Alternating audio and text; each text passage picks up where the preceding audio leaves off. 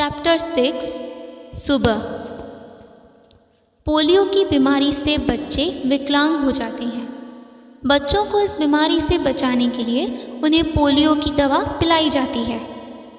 अब पोलियो की बीमारी जो है उससे बच्चे विकलांग हो सकते हैं, इसलिए बच्चों को क्या करते हैं, इस पोलियो से बचाने के लिए उन्हें दवाई पिलाई जाती है।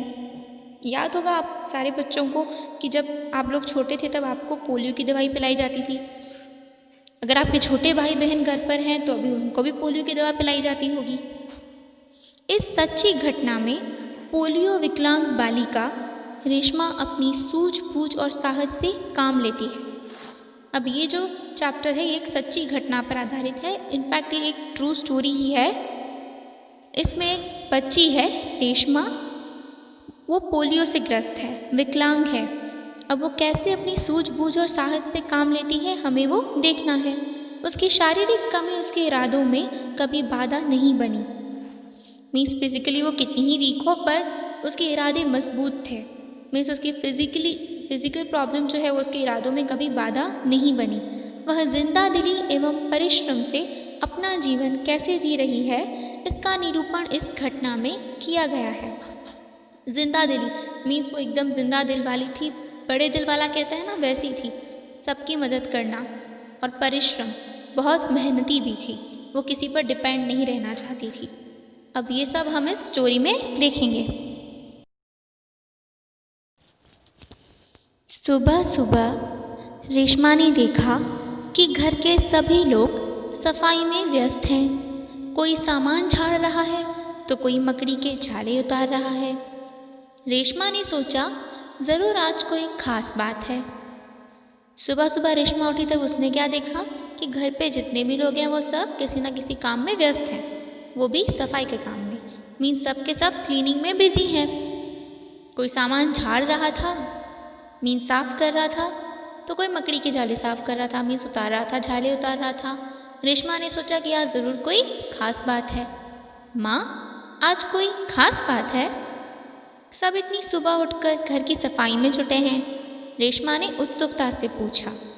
Means Reshma was eager to know कि घर पे सब लोग क्यों सुबह सुबह उठकर इतनी सफाई में जुटे हैं। तो उसने माँ से पूछा कि माँ आज कोई ख़ास बात है, सब इतनी सुबह उठकर घर की सफाई में जुटे हैं? हाँ बिटिया रानी, त्योहार के दिन है, भूल गई क्या? पहले से ही साफ सफाई हो जाए तो अच्छी तरह त्योहार का आनंद ले पाएंगे, माँ ने प्यार से रेशमा के गाल को सहलाते हुए कहा। अब माँ ने उसे उत्तर कैसे दिया? बोला हाँ बिटिया रानी, त्योहार के दिन है, मीन्स फेस्टिवल के डेज चल रहे हैं, भूल गई क्या? अगर पहले से ही साफ सफाई हो जाए तो अच्छी तरह हम त्योहार का आनंद ले पाएंगे। ओह, मैं तो एकदम भुलक्कड़ हो गई हूँ, पर माँ आपने मुझे तो कोई काम सौंपा ही नहीं, मैं क्या करूं? बताओ माँ। अब रेशमा ने अपनी माँ को कहा, ओह मैं तो एकदम भुलक्कड़ हो गई हूँ, पर आपने तो मुझे कोई काम सौंपा ही नहीं, तो अब मैं क्या करूं? अच्छा चलो, पहले नहा धोकर तैयार हो जाओ, फिर बताऊंगी, बहुत से काम हैं।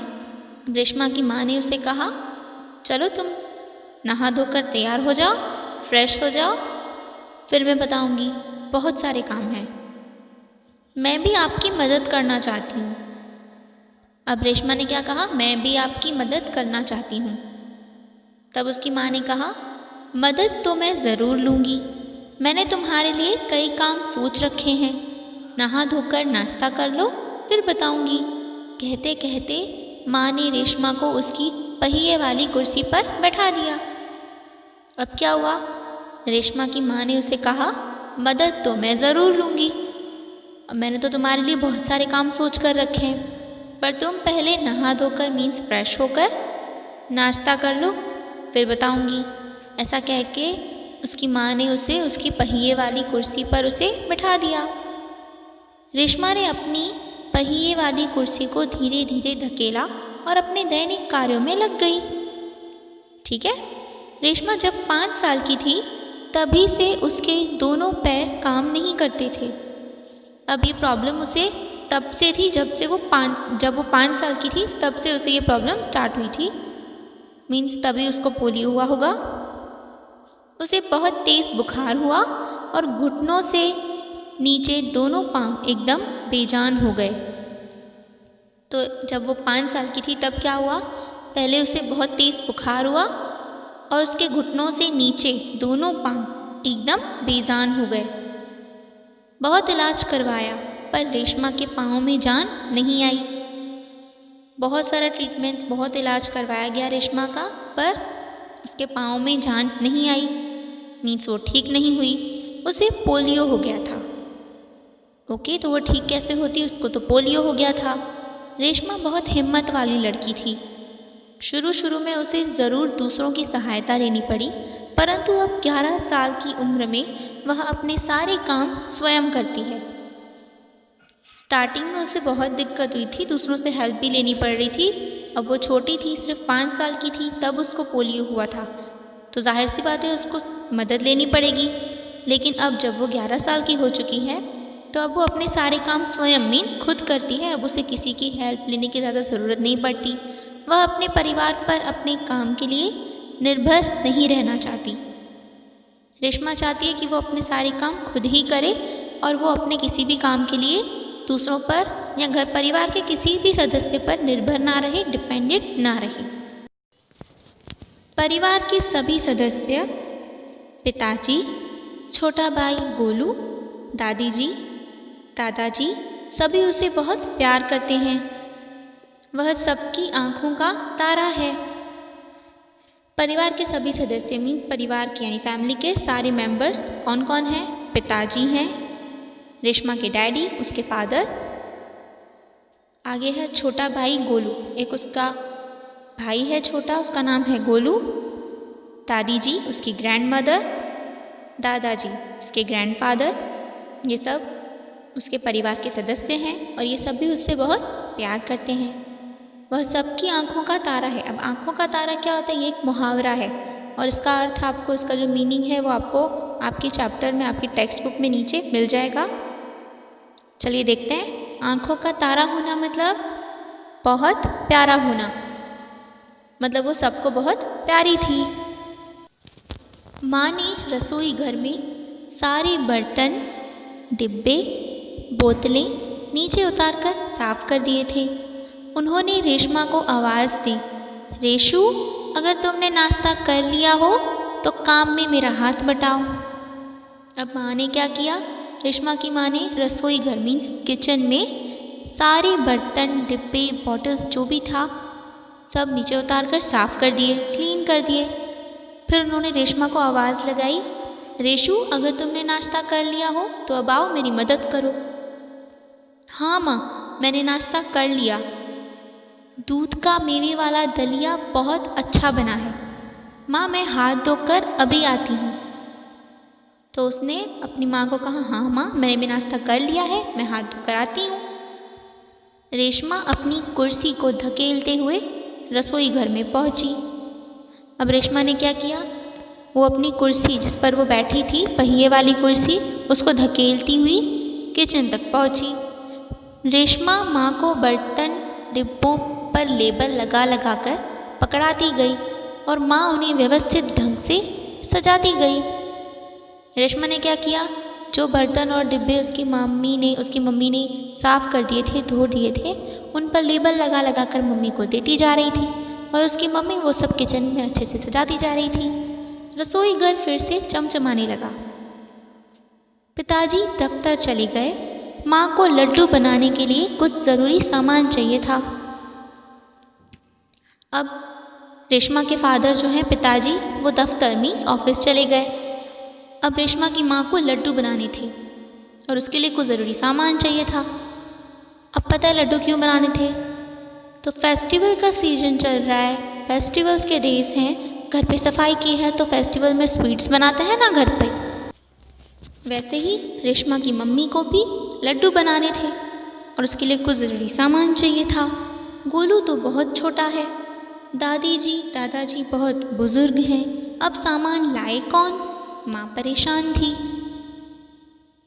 अब गोलू छोटा था, रेशमा का भाई छोटा था। कैसे पता चला हमको कि छोटा है? तो रेशमा है यहाँ पर 11 साल की और उसका भाई छोटा है तो उससे भी छोटा है, 11 साल से भी छोटा है। दादाजी बहुत बुज़ुर्ग हैं। अब ग्रैंड मदर और ग्रैंड फादर जो है रेशमा के, वो भी ओल्ड एज के हैं। अब सामान लाए कौन? अब क्वेश्चन ये था कि सामान खरीद कर लाएगा कौन, इसलिए माँ परेशान थी। रेशमा ने कहा सामान मैं ले आऊँगी। अब इस चैप्टर में स्टार्टिंग में हमने इंट्रोडक्शन में देखा था रेशमा के नेचर के लिए लिखा था कि वो जिंदा दिली है, मीन्स अब उसकी जो जिंदा दिली है वो यहाँ पे आपको देखने मिलेगी। उसकी माँ परेशान थी तो उसने सामने से कहा कि सामान मैं ले आऊँगी। अब फिज़िकली वो वीक है, फिज़िकली कमज़ोर है, उसको पोलियो है, फिर भी वो चल नहीं सकती, व्हील चेयर पे है, पर फिर भी उसने अपनी माँ को कहा, परेशान नहीं देख पाई अपनी माँ को, उसने कहा कि मैं सामान ले आऊँगी। बस आप मुझे इस सामान की लिस्ट और एक थैला दे दीजिए। तुम ले आओगी अकेली? माँ ने पूछा। माँ ने उससे पूछा कि तुम ले आओगी, वो भी अकेली? एक बार पहले भी तो लाई थी। माँ रेशमा की आवाज़ में दृढ़ता थी। तो रेशमा ने जवाब दिया कि एक बार पहले भी तो मैं लाई थी। अब रेशमा की आवाज़ में क्या थी? दृढ़ता थी। दृढ़ता मीन्स मजबूती थी।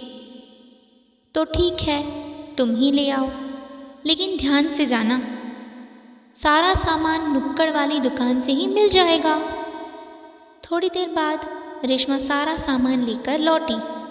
उसने गोलू को आवाज़ दी, गोलू ये लो, तुम्हारे लिए टॉफ़ी लाई हूँ। गोलू टॉफ़ी पाकर खुशी से उछलने लगा। कुछ ही दिन बीते थे।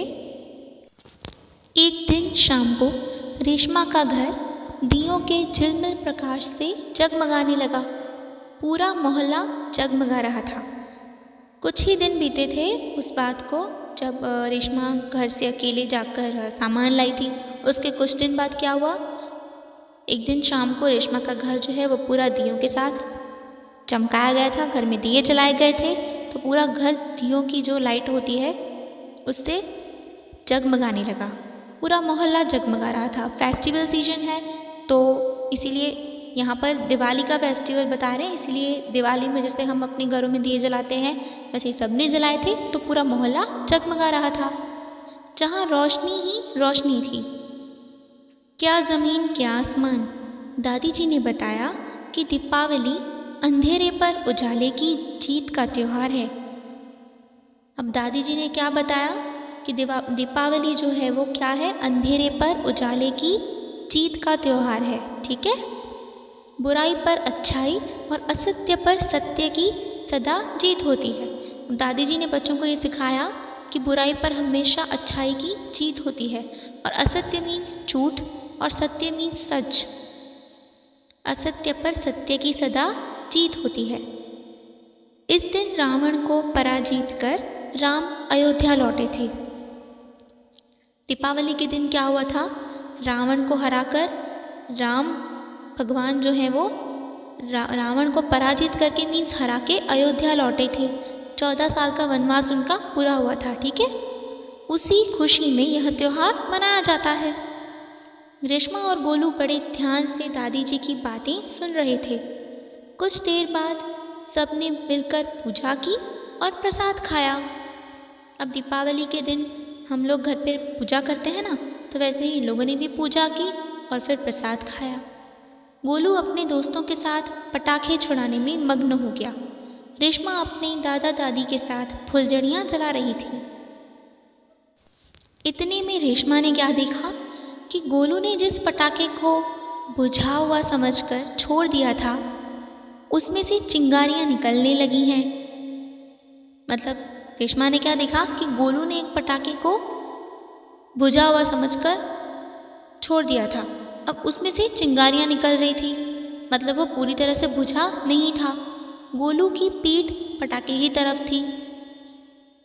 रेशमा चिल्लाई, गोलू गोलू बचो, तुम्हारे पीछे पटाखा है। पटाखों के शोर में रेशमा की आवाज़ दब गई। अब क्या हुआ, गोलू ने जिस पटाखे को बुझा हुआ समझकर छोड़ दिया था वो एक्चुअली में बुझा हुआ नहीं था, उसमें से तो चिंगारियाँ निकल रही थी और गोलू की पीठ जो थी वो पटाखे की तरफ थी। तो रेशमा ने ये देख लिया तो वो चिल्लाई गोलू गोलू बचो, तुम्हारे पीछे पटाखा है। पर पटाखों का शोर इतना था कि रेशमा की आवाज़ उसमें दब गई। बाकी लोग कुछ समझ पाते। सबसे पहले रेशमा जल्दी जल्दी कुर्सी को धकेलती गोलू के पास जा पहुंची।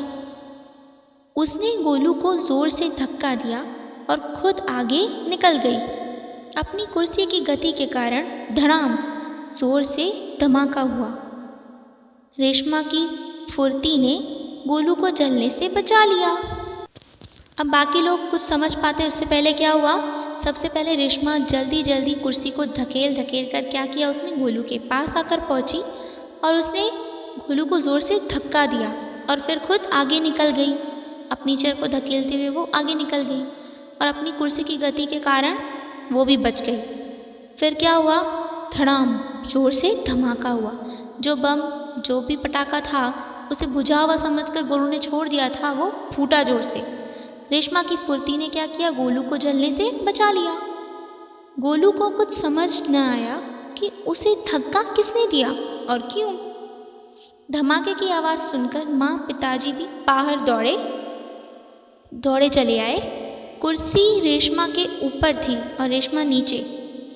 अब जोर से धकेल धकेल कर कुर्सी लेकर आई और फिर उसने गोलू को धक्का दिया और फिर उसके बाद कुर्सी की गति के कारण क्या हुआ, शायद रेशमा गिर गई होगी, इसलिए रेशमा तो नीचे थी और उसकी कुर्सी उसके ऊपर थी।